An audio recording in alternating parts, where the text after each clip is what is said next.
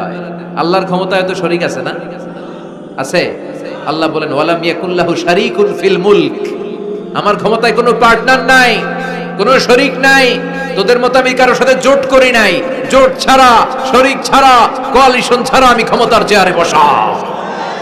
আজীবন আমার ক্ষমতার মেয়াদ, কেউ আমার ক্ষমতার চেয়ার থেকে নামাতে পারবে না। পৃথিবীর অনেক দেশের এরকম নমুনা আমরা জানি। আন্দোলন করে সরকারকে ক্ষমতার চেয়ার থেকে নামানো হয়, আছে না নাই? গণ অভ্যুত্থান করে চেয়ার উল্টে দেওয়া হয়, মিলিটারি কু হয়, ক্ষমতার চেয়ারে আর থাকা যায় না। তো আমরাও যদি সবাই মিলে একটা আন্দোলনে নামি, তাহলে আল্লাহর ক্ষমতা শেষ।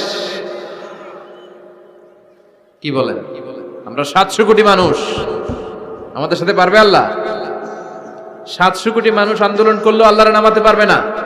বুঝে শুনে উত্তর দিয়েন। 700 কোটি কিন্তু পারবে? পারবে?